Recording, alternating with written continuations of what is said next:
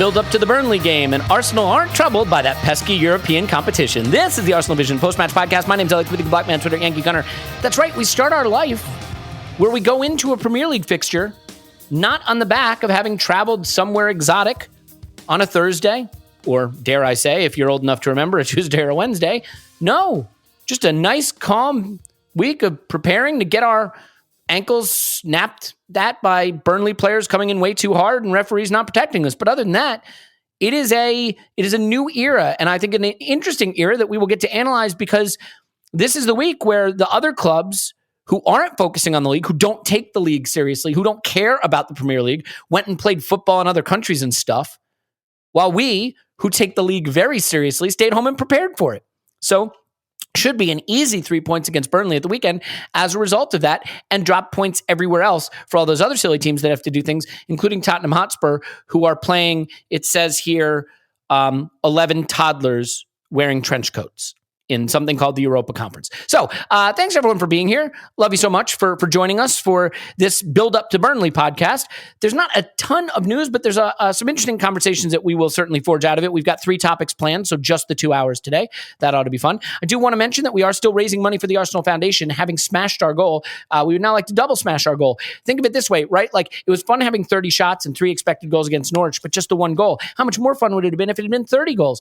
Well, I'd like to get to £30,000 if we could, so please keep giving generously. ArsenalVisionPodcast.com/donate. Remember, going to be in London for a live event. I think it's October 18th. I should know the actual date, but I don't. It's the Sunday before the Palace game at the Victoria Tavern on Holloway Road. Obviously, the recording part has sold out, but starting 4:30 on that day, we will all be hanging out and drinking together. And you can watch Clive make the decision that we all wonder, will it be Sancerre? Will it be rum? Will it be an 8% lager? The world wonders. Clive's here. He's on Twitter, ClivePAFC. Hello, Clive. Hello. Which will it be? It'll be a lager on that day, for sure. It'll be a lager. I'm going to drink nothing but red wine, and I'm going to hold the glass with my pinky out. That's what I'm going to do.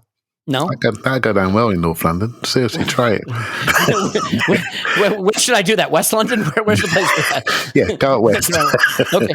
No, I will. The funny thing is, I don't do great on the lager. I mean, can I drink bourbon, or will that be, or is that not really a done thing? Looks like I'm going to have to come along and be a bouncer for you then. So no, don't do that either. Just lager. To be fair, the lager's a lot better over there than it is here. I'm talking about like Bud Light that tastes kind of like water if it was fizzy. So no. I wouldn't even shower in that. No, this is proper. This is proper stuff. I hope not, because it wouldn't get you clean. It's honest. It's beer in the loosest sense of the word. I should mention that Paul's also here, and you can find him on Twitter. Pause my pants. Pause. Woohoo! If you were there, what would you be drinking? Lager. Keep it simple too. None of this fancy stuff. Carling. Yeah. I like a bit of Stella. I know it's out of fashion in the UK with certain crowds, but I like a bit of Stella or Toys. I'm going to level with you. Neither of you guys have the commitment that I do. Obviously, all I think about 24/7 is Arsenal and the glory days. I want us back in the Champions League, and that's what matters to me. It clearly doesn't matter to you. I am going to drink nothing but Gazprom the entire time I am there. So to show my commitment to the Champions League. Let's get into this. So, all right, Clive, I want to just briefly talk about the manager's comments in the build-up. I don't want to make a big thing about this. There was some reporting about a Leno outburst in training, and that as a result, he's going to get picked for the North London derby. Then you read the article, and like the outburst was, there was an 11v11 game. There's a harsh tackle. Leno was furious that the player wasn't protected with a foul call. And Mikel basically nonsense rubbish this report as you would expect. No, he's been training well, according to Mikel. He hasn't picked anyone for the North London derby, because I don't know if you know this, but there's actually 2 games before that. So, silly. So yeah, or 3 or so, I don't know. Anyway, he basically said, when I had the conversation with Leno, he reacted like you'd expect. It was a hard conversation. He didn't enjoy it, but he supports his teammates. He's training hard, and, he'll fight for his place.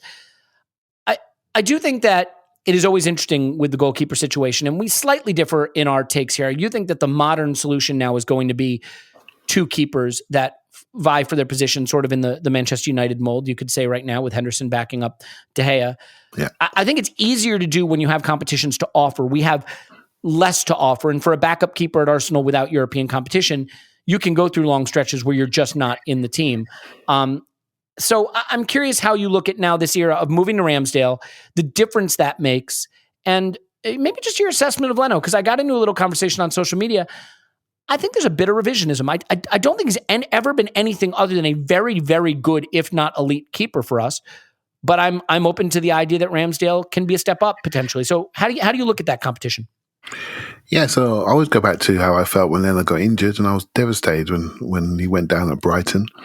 And he was our player of the season, or with Aubameyang about to be one of the players of the season. So there are times when he's been very, very good. And it's only when you sort of see other keepers and how they are, that you may look at your own keeper and think, actually, we could do a little bit better. And I've always felt that Leno's a good line keeper, and he's not bad on his line. And so people say he's a good shot stopper. But, when Martinez came in, he was far more dominant on crosses, far more dominant as a communicator. And he was a good shot stopper as well. And he sort of looked around and thought, his distributions are quite good. He's got a lovely side-winding kick out of his hands, and he throws it to the halfway line. You looked at him and thought, okay, he's really good. Leno, equally good in his line, but some of those dominant things, presence things, he just didn't have. Martinez is also a bit emotional. He can throw the odd one in, but he did have a very, very good run of form, and he did into the whole of last season. And I look at Leno now and I think, actually, we could do a little bit more dominance in the air. We could do a little bit more dominance in a bigger part of the area. And we could do a slightly sharper distributor, and some distribution issues he'd had at Burnley, shall we say, were questionable last year. And I think he's the sort of goalkeeper that sometimes when he's not playing well, you can sort of see it on him, and it sort of makes the rest of the team a little bit lacking a bit of assurance in him. Some goalkeepers like that. Some goalkeepers will make a mistake and they just think, well, it wasn't me. They just carry on exactly the same and just forget about it immediately. And I think you need that sort of mentality sometimes to throw mistakes away, because when you do make one, it normally means a goal, and that's a different mentality. So I think the position of the goalkeeper has room for growth, and there are rules, almost unwritten rules, about there must be a goalkeeper for the whole season, and like you, Elliot, the backup could basically be a wardrobe and no one cares, right? So, but I think there's room to change that. The top level game is very stressful, and having two players for every position, including goalkeepers, I think that's going to be the way forward in the future. I just think it is. It may not be, maybe prices will dictate what you can do. If you've got £70 million goalkeepers, no one can do that, So, but I do think there's room to change the unwritten rules of what a goalkeeper means in your squad. I don't think it should be everybody has to fight for their place apart from the goalkeeper. That doesn't make sense to me. And so I see the direction where we're going, and I'm all right with it. I just want good goalkeepers in our goal, and fresh goalkeepers are ready to play and play well for Arsenal. And that's it for me, mate. It can be hard, Clive. Like, it's hard to have imagination sometimes. And I have to admit, I am guilty of inductive reasoning, where I look at things I've seen before and assume that's how things should work in the future. And there's not a lot of evidence that I've seen of really good situations that I've been close to of two good keepers at a club being an effective solution. I'm sure there are some, maybe at like Barca or Madrid or whatever, something like that. Maybe United a bit, but I think it also is dependent on how many games you have to offer them both. Yeah. But setting that aside, the role of the keeper is changing. I mean, it used to be just a guy who had to keep the ball out of your net. Now it's a guy who has to facilitate how you play a little bit more. And so it is a position that maybe needs to be rethought in terms of how it works in your team. We did spend quite a bit on Ramsdale. So, I definitely think it makes sense to try to get him in there right away. Paul, it's an interesting one, because that Arteta is the kind of guy that wants everyone rowing in the same direction on the boat, non-negotiables, all that. But I do think the keepers are a bit crazy. I mean, Jens Lehmann is a great example of that. And in terms of whether Leno has been happy at the club, he made some noises about maybe being ready to move on this summer. So I'm curious if you worry's the wrong word. If you consider, because I don't worry, because I don't have whiskers. I don't have any whiskers. Look at me. Am I a joke to you? Yes. What's your thought on, Leno, the Leno situation becoming a distraction versus just being sort of good, typical squad competition that makes everyone better? Well, first off, if you're Arteta, sometimes you like a good distraction. We're in a reasonable moment right now because we just won a game and we're remembering what that feels like, and it picks up the mood. But it's also good to have things to talk about other than the things you don't want to talk about. Goalkeepers is not the toughest, and having a choice of nominally two very good goalkeepers is not the worst thing to have to talk about in press conferences. Like when I look at this, I've no idea what's going on with our goalkeepers, and I'm fine with that. Something's going on. We wanted David Raya the season before, and we wanted Ramsdale this time around, and they're somewhat different in terms of the profile of goalkeeper. And if you think about it, we wanted David Raya the summer we were selling Emi Martinez, which is That was kind the of plan, odd. wasn't it, Paul? That was the plan, wasn't it? It fell down, didn't it, mate? Yeah. So, like, you look at it and you say, it's not that we didn't want to have two very good goalkeepers. We just needed them. David Ray, I think, was going to be under 10 million, and Emi Martinez was going to be like 20 million. And maybe that was kind of on again and off again. And by the time we sold Emi, we needed the money. So there's probably a bit of layers and sequencing here, but we apparently wanted, any way you slice it, we wanted a new goalkeeper, and we maybe didn't think that Emi Martinez, in fact, was even the profile we were looking for. I mean, it does get a little confusing, right? Because I think Emi Martinez and Ramsdale could have quite a lot of similarities in terms of what they bring to the team. David Raya is more a distribution. He's a little smaller. I don't know if he has the same box presence. I don't know enough about him on that side, but he's kind of a little closer to the Ninja Onana type in my mind. The Ederson playing out from the back. Again, I'm this is very shorthand because I'm no David Raya expert. So we've been trying to do something here in terms of keeper change and competition for like the one thing you would say is apparently we want competition for Leno, and maybe the other thing is the Cronkies are sick of established players running down their contracts, and they're not going to let that happen with Leno.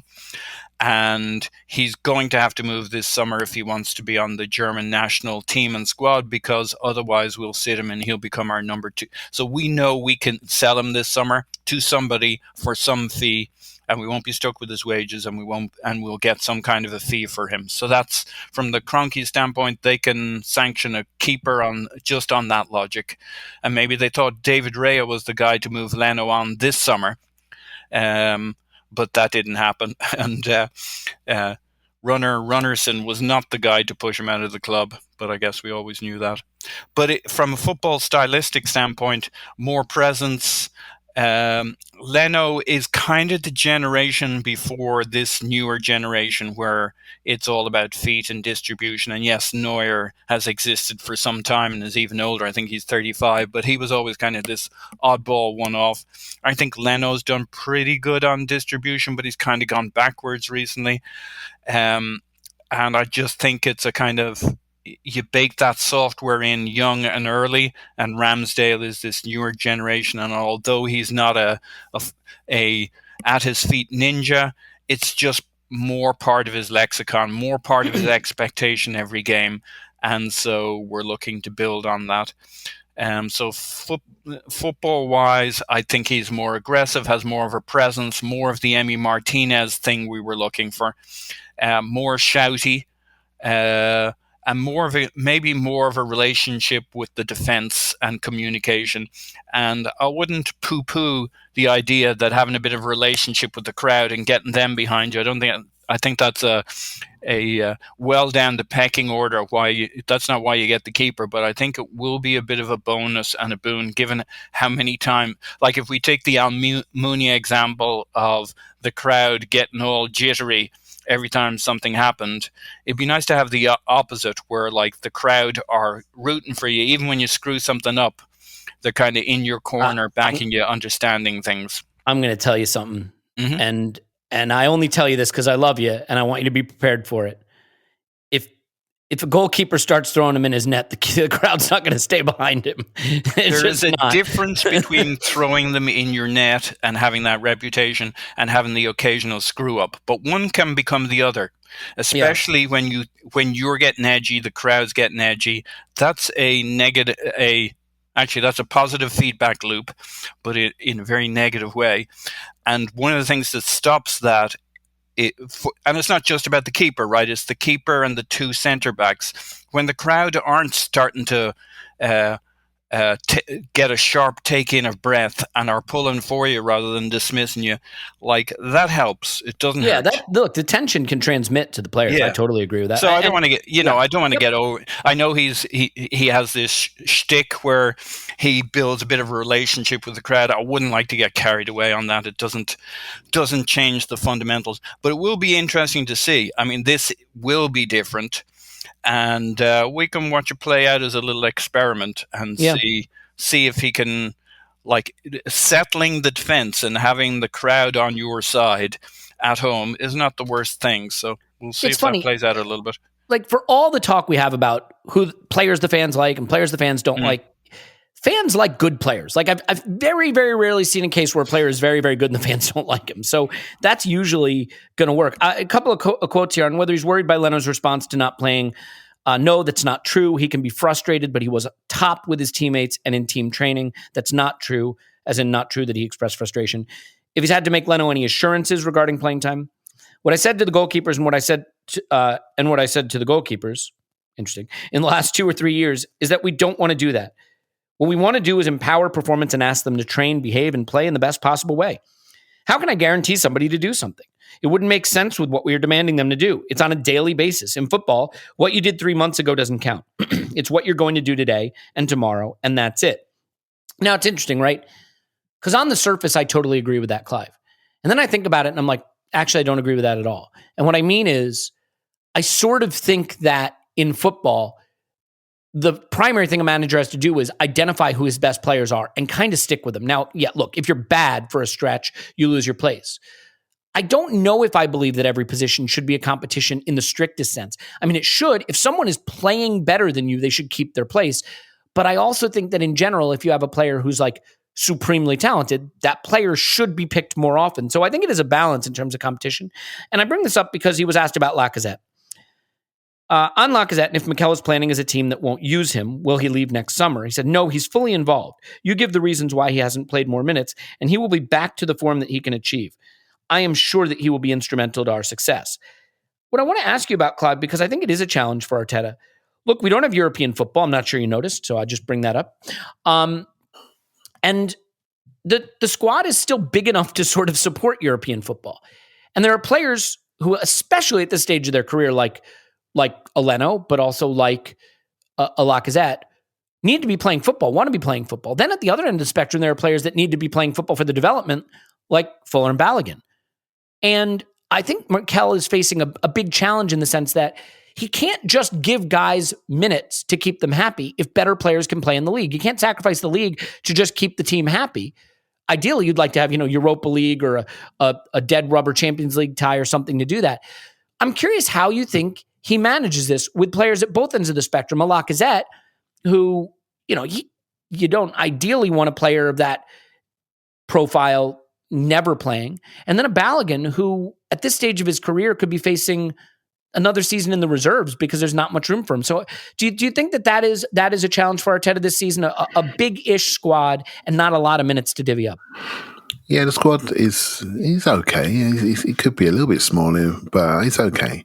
I look at it differently, Elliot. I will always say the issues with the player, right? So here we are, and you have to now convince everybody in the team, in the squad, and the management and the coaching staff that you deserve to be in the matchday squad. That's the first thing you got to do. And then when you get your moments on the pitch, you got to make sure that everyone can see that you really going to make it happen. So every minute really, really counts. And that's the environment that he wants. He wants people desperate to play. There's been a year or so in recent history where there's a number of people in our squad who don't want to play. They just want to earn their money and wait for their payoff. And I'm so glad that we got players like Martinelli and Balogun desperate to play. You can see it. They're desperate to play. When they get on the pitch, they're going to do something. And that's what we want. And I think in the last game, Martinelli was due to come on, but also we had a couple of Maitland-Niles who hadn't played since a long time, and Tomiyasu broke down towards the end of the game. So we couldn't get those forward substitutes on, and we may have seen something different, if it wasn't for those body breakdowns. So just let it play out. It's very early, an injury can come along out of nowhere, touch wood. We don't see it happen, and you'll realise the size of the squad is needed. I've never been one of these people that's first 11 obsessed anyway. You know me, the starting 11 is one thing and the finishing 11. Got you for that. I'm here for you for that. I'll cover that for you, Clive. The finishing 11 is just as important. And, lots of games are won in the last quarter, right? So what you do at the end of games is really important. And that's just me, my sort of head on. I've always felt that. And I watch other sports as well, where that's a part of the mantra. How you play the second half is just as important as the first half. So yeah, these players have got the problem. They've got to show everybody they're as good as we think they are. And if you can't get that guy's shirt off his back, then basically that's it. And Ramsdale's a good example, isn't he? He's come in from day one and said, I want that guy's shirt. That's exactly how you got to be. Right? And he's got in there and he's done it already. He won't hold it, but he'll get it back again. And that's the sort of, you said to the other day, how's Mikel getting on with his culture fix? Well, you fix a culture by changing the environment and changing the people within it and changing the rules of the road. And so I want more of these competitions, more of these people desperate to get in, because that's only going to make us a more of a elite environment. That's what we all want, surely. I think it's a great point, Clive, because it is how you get people to do. It's very easy for people to have reasons. Like if you're Leno last season, you can say, well, you know what? I don't really want to play out from the back as much as you want me to do, Mikel Arteta. You mightn't say this directly. It might just be how you behave on the basis that our defense is not very good at it and our midfield is letting us down, and I'm not going to do it as much as you want me to, and there's nothing you can make me do about it. And now he's got a whole different problem, and this is just a hypothetical, but if Arteta was frustrated about patterns of play from, say, your keeper, that's a different problem to have been frustrated with Lacazette or Aubameyang, where you can and will switch them out in the next game. Last year, he had no options. If Leno was worried about not looking bad, was frustrated with our defence, thought it wasn't his problem and his fault, and on the other hand, Arteta's like, I need you to be more aggressive from the back. And Leno's like, well, I'll try harder. I will try harder, but it's down to your guys in the defense.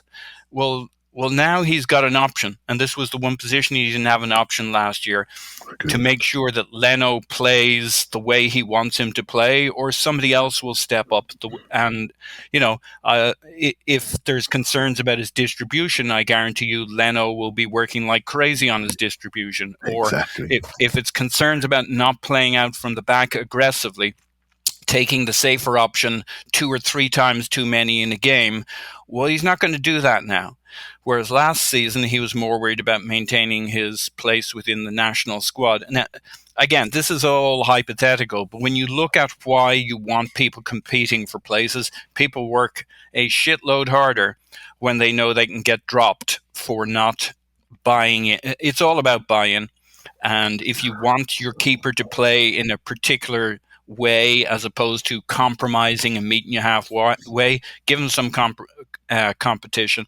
Now, I still think there's other aspects to it, but that's got to be a big part to why certain teams have 2 good goalkeepers, to get them to buy into the system, or they can watch from the sidelines. Yeah, just to add on that. So if you're Granit Xhaka right now, a couple of weeks ago, you're flying in like Concorde, right? Flying in to go and 2-foot someone.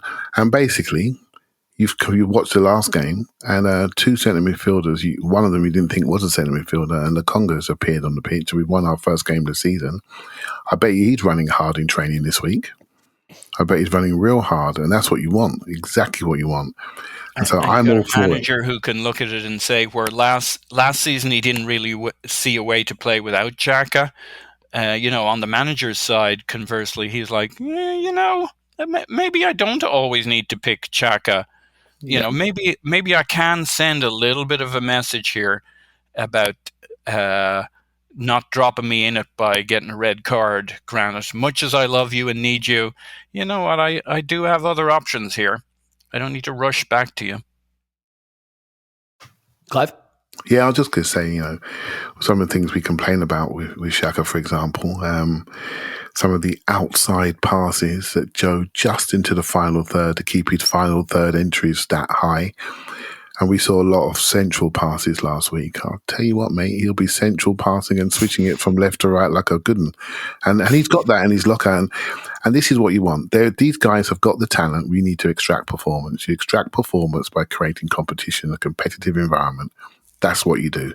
Now he has to now be fair and have a good, good. What's the word I'm looking for? Meritocracy. Is that the right word?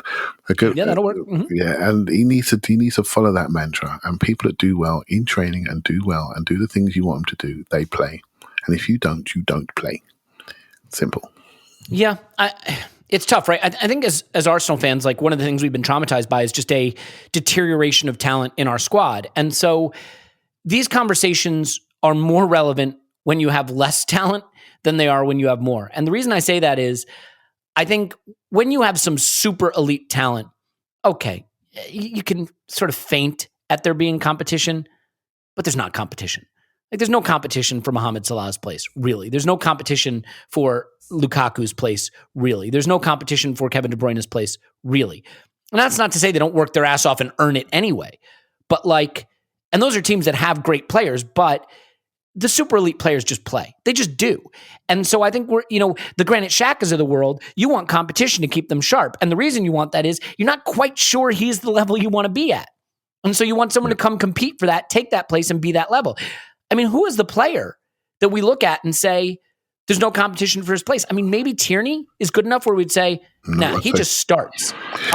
Maybe it's... Yeah, go ahead. Mm-hmm. Sorry, mate. I'll look at it another way. Let's talk about Salah, should we? So Salah's brilliant, right? We all know that. And if he's healthy, he plays. But if you're the manager, what you need to do is to get a player that de-risks Salah. And they did that with Jota, really. He's three players in one, isn't he? He can play literally all three positions. So you de-risk your elite front line. And that's what we need to do. And De Bruyne, I mean, he's carried injuries last couple of seasons. They've lost leagues due to his injuries. But they've de-risked him by adding Grealish in. It's a slightly different thing than competition, though, right? It's not that you're then saying those players have to earn their spot so much. It's another way. Surely that's competition. And you I already have don't believe that. Well, hang on. You've got competition between Mane and Salah to begin with, just to perform on the pitch. So Klopp's smart, right? He doesn't need a third player for those two to compete. He's got Firmino and Jota. But if any of those three drop off, he's got that. If you look across his midfield, he's got absolute shitloads of competition. So none of those guys are Salah or Mane. I mean, maybe Thiago, but that's about it. He's got Thiago. He's got Fabinho. He's got, of course, there's competition there. You can't look at City and say just because Kevin De Bruyne will almost always start, but he doesn't always start, and he doesn't always start in his favorite position. You can't look at City and say that is not a team built on competition. I think it's a team built on rotation and depth, right? To me, I think we're splitting hairs, and I don't want to do that because I think that has to be competition. I don't see it that way. I mean, I think the elite players always play. No, I don't think there's competition for the. I mean, yes, Sterling has competition for his place. Absolutely, totally agree there. I'm saying that Mahrez, Kevin De Bruyne, yeah, absolutely. And by the way, again, I don't want to split hairs. The midfielders. I think what I'm saying is because we aren't City, right? We can't have two first 11s of world class players, so it's sort of a red herring as a comparison. I think what I'm trying to say is there's a balance here. You want competition in the squad. You also want to have enough elite talent, guys that you can write their name in ink on that team sheet. And so I think we're sort of between periods right now of that. Thomas Partey, I think we'd agree, if he's fit, he plays. There's no one in our team that takes Thomas Partey out of the team right now. I don't think anyway. But can I ask one specific role here, Clive? Because I think the Balogun one is interesting. That's one where I think he maybe slipped between the cracks a bit with our strategy in the summer. He could have gone out on loan. He didn't. He stayed. Do you think that was maybe a missed opportunity to find him a place? Because I do worry. Worry's the wrong word. I hate saying worry because then I have to tap the mug. I do think that he is a player who probably would benefit from playing senior football a lot right now, and there's just really no path to that. Yes, we'll see. Let's have a look at him actually first, because the first game he played, he was sort of thrown in late because of the COVID situations. And he looked okay, but I don't think the system suited him on that day. I don't think it did at all. We should have changed systems. But that day was so disorganised, right? So I'm trying to scratch that Brentford game from my memory. In some Europa League games last year, he looked really bright. So he can obviously handle that slightly lower level. We've got a Wimbledon game mid next week, and I'm interested in seeing him. I might even go to that game actually to get a close-up look of how he's moving and where he is in the hierarchy as such. I think he needs a big moment, as does Martinelli. I said the other week, I think they need to play together to get them going. I don't think the 4-2-3-1 suits these younger people. They need to, play in tighter distances. Whatever we do, keep them close together. They can use each other's physicality and speed to support each other. So that's the thing I'm looking for, really. I think at some point, maybe second half of the season, see how we go health-wise, see what happens. I mean, Lacazette is here, but from January, he can talk to somebody, and go on a free. So his mentality may be with us now. That could fade and suddenly go up the hierarchy quite quickly. We have a 30-year-old and a 32-year-old. He takes his one kick on the ankle and that doesn't heal so quick when you get older. So things can change very, very quickly. His job is just to keep fit, really, really fit. So when the opportunity comes, he can grasp it. So these are the guys that have to work exceptionally hard in between games. So their levels are the levels we need to see them, because we don't give them any break at all. We just say, well, it's your chance now, you go and play. And they have to kill themselves to get to those levels, right? So we saw what happened to Maitland-Niles in the last 20 minutes last week. He broke down and because he hasn't played, right? So that's a challenge. I hope. I think on the rewatch you said his lower half hurt. Yeah, his lower half, his whole lower half broke down and rigor mortis set in, right? So that's what happened to him. So I would hope, see how he does in the first half of the season when there are the Carling Cup games, etc. But I would hope by January, if he's not getting enough football, he needs to get the second half of the season at a club, like Willett did last year, like Maitland-Niles did. I think he's just got into the first team squad. Keep him around for the first half of the season. But by January, if he's not getting the minutes, he needs to play against men on a regular basis. So, and there'll be loads of teams desperate to get out of their leagues or desperate not to get relegated that will take him. So that's what I think his future will be. And you sort of crystallized something in my mind, Paul, now that I think about it, about any of this, which is that, I do believe in competition. I think it is important. I think it is important for some players more than others. I think there's a couple of components. First of all, I think there are certain players who don't need it, right? Who push themselves hard and deliver their best. They're competing against, if you're Salah, you're competing against all the other worldies. Yeah, you want to be a Ballon d'Or candidate, right? So you don't need some tyro behind you pushing you. But I think where I have a complicated relationship with the idea of competition is basically, and you really struck it for me with the City comparison, is if Granit Xhaka is being pushed for his place by Mohamed El Neni, well, that's a problem, because what you're basically saying is someone we don't think is good enough is pushing our starter. Sambi Lakanga is good enough to be competition for Xhaka, and that really is it, right? If you want to have competition in the side, you want the player pushing him to be someone that you think could be even better than your starter. Where I think I fall is, I'd rather have an elite first option and no clear backup to them than two sort of 6 out of 10 options pushing each other. And so it is a hard balance to strike. I do think midfield is interesting because now we do have some interesting competition. We can drop a central midfielder and go double tens with Odegaard and Smith Rowe. We can, take Xhaka out and put Sambi in. Maitland-Niles had an interesting performance that gives a different way of playing in midfield, and Thomas Partey is not going to be fit every game. To be fair, he was at Madrid, so maybe he will again, but Atletico, but let's do this. I want to tilt over to that tactical discussion of how we can set up the midfield and maybe how we do it this weekend against Burnley. But before I do that, I want to straighten something out. Your teeth. Did I stick the landing on that one? We are very lucky to have Candid Co. sponsor this podcast. And it is a company that is sort of relevant to me because when I was young, I had a pretty traumatic experience with orthodonture, and I had a dentist try to take a tooth out, and then he realized it was the wrong tooth, and then he put it back in, and it's still in my mouth to this day. But not great. I wore braces for years, just an awful experience. And now with Candid, you still get an orthodontist working on your case, but you get these clear aligners that move your teeth without braces. In 6 months, you'll see a difference. It's comfortable, it's easy, it's removable. So, having an orthodontist do it, I think, is one of the big things that makes Candid special. I do want to say also, one of the reasons I feel really fortunate to have Candid associated with the show is because we've got Candid employees listening to the show. That's cool, right? One of the guys who actually connected us to Candid is listening right now, or at least he claims he does. Hi, Sam. Sam in Sweden, listening to the Arsenal Vision podcast. So thank you for that. So I mean, really, it comes down to a case of having a company that still takes this seriously, that works with orthodontists, that follows your case start to finish, so you can get straighter teeth. But it's not just about getting those straighter teeth. It's about doing it with comfort, doing it with ease, with clear aligners, so people don't even have to know that you're doing it. You think about all the ways that we do things for ourselves, and whether it's like months and months in the gym trying to exercise or a diet or whatever it is. This is something that is really easy to do, accessible, and works with an orthodontist. So let me give you the details. Help you get straighter, brighter smile you've always wanted. Right now, you can save $75 on your Candid Starter Kit, which is pretty cool, when you get started from home.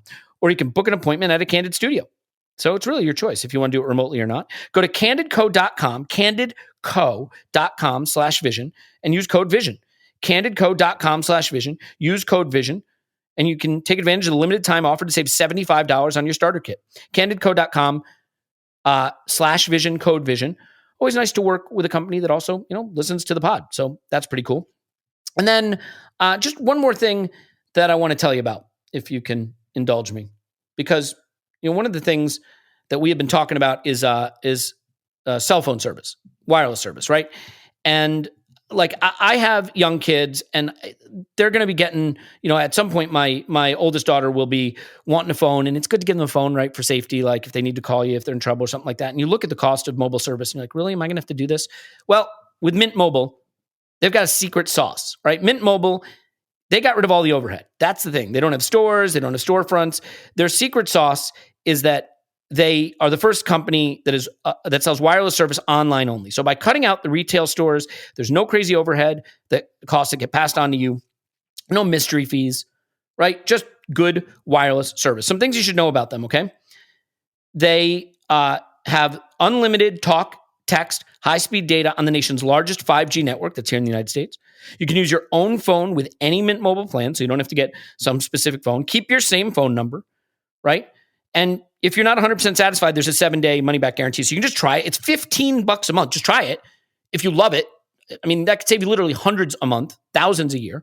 And if you don't, you have 7 days totally risk-free. So there you go. When I got it, it was crazy. You got the SIM card, popped it in my iPhone, and now I have $15 a month mobile service. It's really, really easy how it works. And the service is fantastic. So go to mintmobile.com/vision. That's mintmobile.com/vision.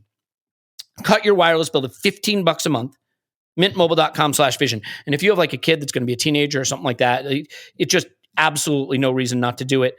Save you a lot of money and solve the problem of expensive wireless service. Mintmobile.com/vision. Clive, that enough of that? Yep. Football time. I stumbled and staggered through that, if I'm being honest, but that's because I was trying to find all the relevant information that I needed while trying to talk into a microphone, and I did a mediocre job. I give myself a 4 out of 10 on that one, so I apologize. I just wish we had somebody on the bench we could have step in next. You too. Yeah. Look, man, someone pushing me for competition, talking about straightening your teeth and getting mobile and shaving your privates and all that stuff. Yeah. Okay, so Paul. Let's talk tactics. Yeah. One of the things that I thought was really interesting about the Norwich game was the switch at about the hour mark. Mm-hmm. Sambi comes off. Maitland-Niles moves out to right back. And instead of bringing in another midfielder, we bring in Smith Rowe. And we played with Partey, Smith Rowe, and Odegaard. And I'm really curious about how it worked because rewatching it again, it's still not clear. Odegaard dropped deep quite a bit. I wouldn't say he was a double pivot per se, but it wasn't like a clear 4-3-3 with 2 8s. One was deeper, one was more advanced for sure. I'm curious. Yeah. Do you? And again, reading tea leaves, you can get embarrassed pretty quickly. I'm not sure we're going to start to see that from the start in games, but we did use that sort of system quite a bit last season at the tail end of the season as well. So, what's your take on whether it might be Sambi and Partey to start the Burnley game? Now, to be fair, Arteta alluded to the potential that Partey might not be fit to start again, that they want to ease him in. So it might be Maitland-Niles and Sam again. Or Do you think this idea of Odegaard, Smith Rowe, and to be fair, I think he'd only do that with Partey if he's available to start, but that system might be the direction we're headed? I think it might be kind of a transition year.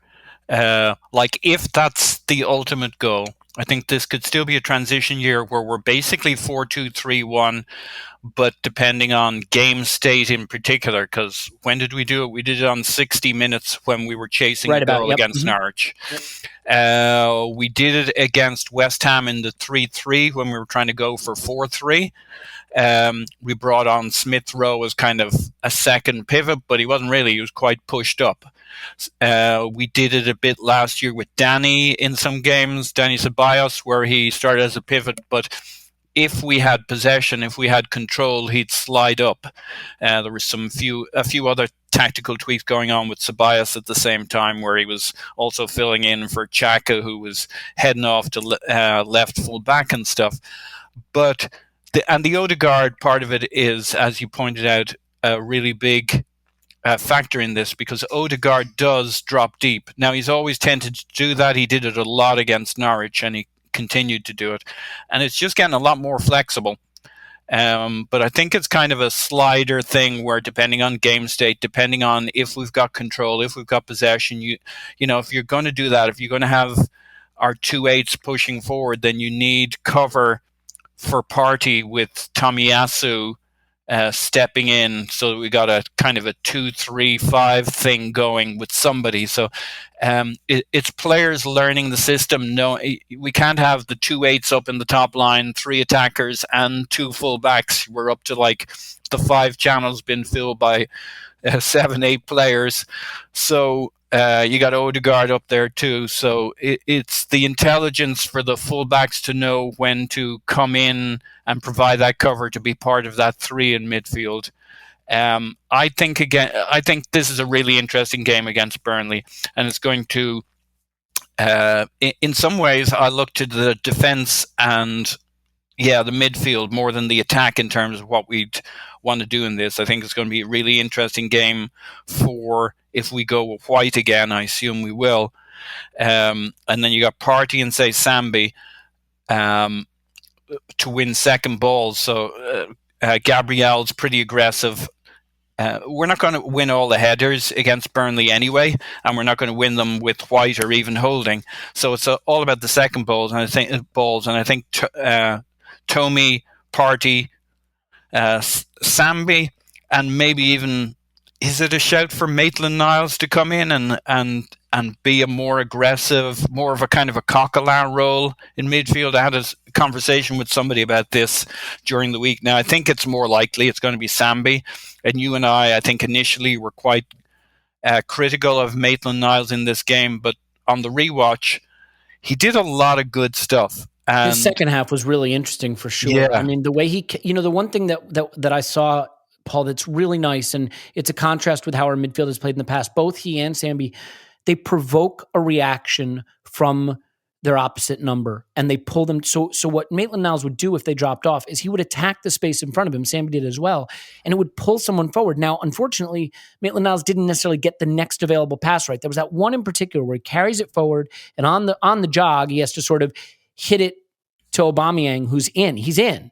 And a better pass, and that's the part that we wonder, can Maitland-Niles do it? But the reason he was in is by carrying it towards those Norwich players and provoking them to have to step out to him. Aubameyang was able to utilize his skill at finding the space to attack and run into. And, we see Xhaka play a lot of really interesting passes out to the wing, and he can ping it and this, that, and the other. But it's when you really drive at the opposition that you can pull them out of place. And it's a big, big change in dynamic having midfielders who do that. Yeah. And then I still think it'll be Sambi, but it would not be uninteresting to see Maitland-Niles against Burnley in particular, because he has the physicalities, the recovery, a bit of that kind of Coquelin ability to get there physically, to win the ball. So I could see Arteta being tempted for the first 60 minutes to look at Maitland-Niles there. And like in the front 3, I kind of like Smith Rowe being there again for second balls, to jump on the scraps, to drive forward, because I think this will be a very back and forward game. We talked about this before. Burnley probably will not be sitting back in a low block. They'll be competing in midfield, pressing, pushing, going for headers, fairly narrow, and really trying to make the battleground that midfield. So Sambi is just a little light, a little young. I just wonder, like, I love Sambi, and he's absolutely a good shout for starting this based on the fact we've only 3 to pick from, and he's certainly fit and in form. But I wonder if there's a temptation there to go with Maitland-Niles and Partey. Smith Rowe is one of the front 3, so he can drop into midfield and feast on the scraps and drive forward and create transitions.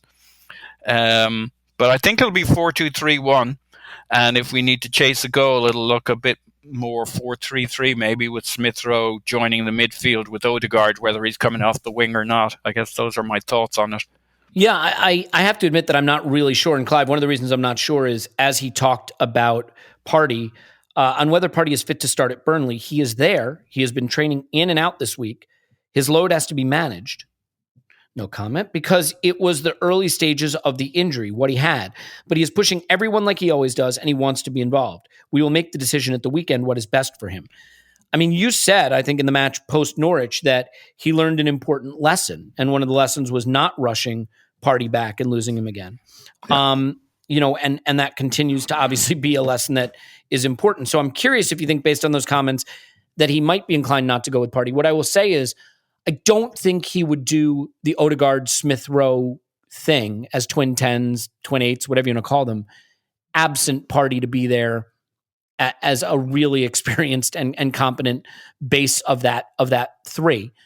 But I don't really know if Partey's going to be fit to start based on those comments. So maybe 2 things. One, just look into the crystal ball and say what you think he'll do, but also how you see that dynamic where Smith Rowe and Odegaard play together. Top Bins did an article on the 2 of them as double 10s that I thought was good, talking about the difference in the way they sort of complement each other. Odegaard drifting right half space, Smith Rowe drifting left, the way they do different things in different areas of the pitch. So do you have a thought on whether we might see that against Burnley, if not from the start, at some point? Yeah, I think I've got a feeling for Smith Rowe in this game, funny enough, for starting the game. Instead of Odegaard, I think I'd rather see Odegaard come on a little bit later. I think Partey I'm not sure he's going to start. I can't gauge the fitness from where I sit, but he definitely wasn't fit for the Norwich game, or he would have started. And basically, when he came on, he did show he did labour towards the end, and you can always tell with him how he runs. And so high ankle sprains, as we've seen from Lacazette and we've seen from LeBron, they hang around a little bit. So be careful. Be careful with them. I'd much rather see him try out against Spurs absolutely tip-top. So if you need to do even 1 hour, the first hour or the last half hour here, I'm all right with it, because I've seen enough from Sambi and Maitland-Niles to know they know how to play. And the way we sort of get around them with a bit more of industry with Smith Rowe and maybe Saka for this away game is not the worst thing in the world, right? So, or he may go into a wing-back situation, into a 3 at the back situation with wing-backs. And again, that might work for this game with Burnley playing 2 strikers. It's an option. Do we have to do it? We don't have to do it, because we've got flexible players. We can still stick in the back 4 we played last week. I think they can deal with the 2 striker system that Burnley play, where they whack it downfield. They try to win the first ball and they fill up behind with Brownhill and Westwood coming in behind. They pop it out to Dwight McNeil, who whips in an unbelievable cross, and they try to smash the back post, right? So I think it doesn't matter what system we do, as long as we know what they're going to do. And if I'm them, I'm going to drop it. I'm going to stick Chris Wood onto Ben White, stand on his pretty white boots, and make him feel my presence, right? So that's what I would do. So how we get around that situation, how we win the second balls is really important. So if we have a Xhaka and a Partey, we know we've got another 6-footer and we can sit in front and sweep in front, but we haven't got those. We haven't got Xhaka, for example, and we may have Partey. So we'll see. The most important thing is we have Partey for an extended period of time. Last year, we rushed him back and we had an absolutely terrible run to Christmas. And if we'd have just waited and just say, look, we're not ready for North London Derby, just waited, we wouldn't have had that terrible run. I'm convinced of it. And we would have got, 6 to 10 more and maybe 8 more points, and who knows where we'd end up in the league. So expensive lesson, nearly cost him his job. And once he got Smith Rowe back, Partey back, Odegaard back, the season sort of turned around a little bit. So I would be very, very careful. Only do it if you're 100% sure. And the one person I wouldn't listen to on this is Partey himself. I would listen to all the medical people around him, because he seems to be somebody who would run over broken glass to play. And that's what Arteta said that year. Basically. Yeah. Oh, did he? Okay. Yeah. And we can't have that, because that he's pushing to play, that he's desperate to play. Yeah. Well, let me ask you, Clive, because I think the interesting thing is, having watched a bit of the Everton game against Burnley, like when they switched to the back four, they really found a lot of joy running through their midfield, and they wound up, beating them pretty comfortably. Yeah. Burnley obviously did the things they do. They fouled a lot. They try to break up your possession play with a lot of rotational fouling. Then they'll sit in a low block and block your passes. They'll try to get it up the pitch quickly and put in a lot of crosses. I mean, we know what to expect from them. I do think that this is a game where you don't really need a possession game. You need to get the ball up the pitch quickly so that they can't engage you and crash into you in your half. So I'm curious how you think you balance that, because I almost don't know what a double pivot does against Burnley, in the sense that they're not going to attack you through the midfield. Right. They're not. You don't need that shield in front of the back four. And you want to create verticality so you can get it up the pitch quickly, because they're going to come smash you when you have the ball in midfield in your own half. So is there an argument that maybe there's just nothing for that second midfielder to do, that you don't need him there? No. So what I would do, if say they're going to go 4-2-3, I would play a double pivot, because you've got to be there to make sure that you don't allow their forwards to hold the ball. So they're going to want to pin the centre-backs, hold the ball. So your midfield to come back and nibble from the front. You need that. You need people sweeping in front, so to make sure they can't just do the entry pass like Lukaku did. The entry pass into Lukaku was really simple from 20, 30 yards away. You have to shield those entry passes in. You don't want them to go through our midfield that way. And also, the reason why I'd have the double tens in this game is you create that square, and you'd have a double 10 sitting behind us in the midfield, sitting between Tarkowski and me, and sitting in between the lines, and forcing them to make collision decisions. Right, so you get Aubameyang to stretch to play, and you force them to make collision decisions. Do I go in, step in, or do I hold my shake because Aubameyang's going to run in behind me? And that alone will force them back. And once you force them back, you're making the games longer for them and forcing them longer. It's up to our aerial ability to see what happens then. Everton they scored the equaliser with 3 at the back, which is a centre-half goal, nothing to do with the system. And then they put an extra midfielder in. And when they did, they control central areas. And this is what I would do, because they do play 2 stick-on strikers that stay high. Ashley Barnes is dropping a little bit, but not much. He may sit on a holding midfielder and give him a kick every now and again, but he doesn't want to stay there too much. He wants to press you back. And so you can outnumber the 2 in midfield. And that's what Everton did. And that's what I would try to do. And this is why how we get behind those lines with one of our 2. I don't care which one of the 10s play, whether it's Saka, Smith Rowe or Odegaard. 2 of those will play. All 3 will have beats in the game. But their ability to show their feet, turn around and escape is the key to this game, and getting onto their back 2, who are great when the ball is straight and in the air and they can get close to people. When you start dancing and moving them, then they're not so great. So that's going to be the key for the game. Now, do we do it with wing backs? I'm not so sure. Doesn't matter. Same system in the interior. You just protect your outside a little bit more. But I'm not worried, really. I think the players that we had on display last week were able to do lots of things in game. So it doesn't really worry me what we end up doing. But as long as we can outnumber that central area, protect our centre backs when we need to, be competitive, but really up the tempo and speed of how we play, move them around, dictate the game, play in the areas we want to play, not the areas they want to play, and I think we'll be fine. It's so interesting, because I think that what we really want to start to see is a clear a clear direction tactically, and then you get into these conversations about the game, and each game maybe demands something a little different. So you're caught between two stools, right? Like the stool of wanting to say, like, where's our clear plan A? What do we do? What are we about? And then that part of you that wants to be like, well, maybe we tweak it for this one a little bit. This is why I never worried about, the Arteta's football thing. Now, football's football, right? You play the oppositions in front of you and you tweak your system and tactics to make sure you dominate them. So there are principles of play that I think we need to follow, but I'm not too worried about the same shape, same system. No. Move the ball quickly. And then there's just the issue of, like, will Arteta throw up a surprise? Does he feel like he needs to get Martinelli a game or Lacazette a game? Will he rotate a bit to get players on the pitch? I think we're definitely at a point where we don't have the luxury of appeasing the players. We need points. We need wins. So he's got to play the team that he think can get a result, but he does have ways to go. Doesn't it feel like a game for Ramsdale? Well, I assume it's Ramsdale's job now, right? Yeah, absolutely. Yeah, Ramsdale should play for definite. He's a keeper. But if you were going to pick games for keepers, this is a Ramsdale game, right?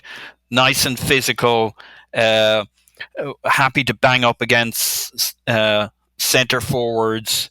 Presence in the area. There's going to be set pieces, crosses. I mean, this is way simplistic, and maybe Ramsdale is shite, but this seems like a no-brainer for the day you want to pick Ramsdale and swap him in for Leno. I know that's not quite what we're doing at the moment, but this, when I look across the back, Tomiyasu, Gabriel, Ramsdale. The only question you'd have is this a game for holding? A guy who loves the physical duel, etc. But there's going to be a really interesting game if White starts, because he'll give us a lot in nipping in, getting second balls, beating. If it's not coming in at 6'3", in terms of the ball, he'll nip in ahead of the guy, ahead of Chris Wood or whoever's on him, and nip it off him. There'll obviously be times we wish he was a few inches higher or jumped a few inches higher, but could also be a good game for him if it all starts to click between Tommy, Gabriel, and White. Because White's he's a very combat. He loves the duels. He loves the winning it in midfield. He loves nipping in ahead of his guy. So probably won't feel it when we're doing the post-match analysis, but right now I think that's an interesting tactical battle. And if we can get Smith Rowe from the wing to drop into midfield, or as Clive talked about, if we had Smith Rowe, Odegaard, who's a really good, busy, pressing, feet on the scraps, and whoever two of our three midfielders, I think that's it. I think we're there for the second balls and kind of a very transition kind of football. It'll be an interesting battle. Yeah, and the referee always plays an important role in these games. I think, Burnley's going to want to rotationally foul. They're going to want to break up your play that way. And if the yellow cards get handed out, it really changes what they can do and the extent to which they can stop you from playing through the thirds. I find myself weirdly optimistic about this game because I don't think they have much about them in the center of the park, and I think that we can play through that area better than we maybe would with Xhaka there. It is a team we struggled against, though, isn't it? Over the last couple of years, in particular, we haven't really got the results. So that's the worry. Yeah, well, it's a hard place to go. They're going to complain when they don't get any calls, and if our players get injured, they'll be mad at them. It's the most annoying ground in the league right now, I think. Yeah, they haven't won a game this season yet, so they will fancy us. I think last year they were struggling until they came to the Emirates and they stole a 1-0 with literally no shots on target. Right? So, and that got them going. They got a run before Christmas, and that saved them. And now Sean Dyche has got a new contract. I mean, that's how tenuous the game is. And did he say thank you? I don't think he did. He got a new contract, and there's been troubles there with the ownership and investment, for example. I looked at him against Everton. I had a bit of a watch, actually, and I looked at their left-back, Taylor, and thought, man, if we get on you, you're done. Because, if Andros Townsend can do that to you, then I think Saka or Pepe can do a lot more else to you. And I think that's where I would go, straight to their left-back, and I would try to destroy him and destabilize him. If you do that, you destabilize me, and he's the rock of their team. So that's why I would go a little bit more right-sided than left-sided, try to get some isolation plays on that side and really attack that area. because I think they were very weak down that side. So, hey, we're better than them, right? Let's go and do it. I'm not worried. Let's go and do it. Going to be a lot of interesting decisions for Mikel to make. I think the midfield is among the most interesting. Whether we do see some of that sort of more 4-3-3-ish system, whether we see Sambi and Maitland-Niles get the call again with Partey not fit to start. Very interesting, but obviously a game where we need to pick up 3 points again. So let's hope we do it. Let's leave it there. We did a Premier League roundup yesterday on the Patreon side. If you want to get our thoughts on what's going on around the league, we have that for you. And we'll have more to come, as well as an instant reaction on Saturday and a regular pod again on Monday, and on and on and on. Hopefully we'll see you in London. Paul's on Twitter, Pause My Pants. Thanks, Paul. Woohoo! Clive's on Twitter, Clive PFC. Thanks, Clive. Thank you very much.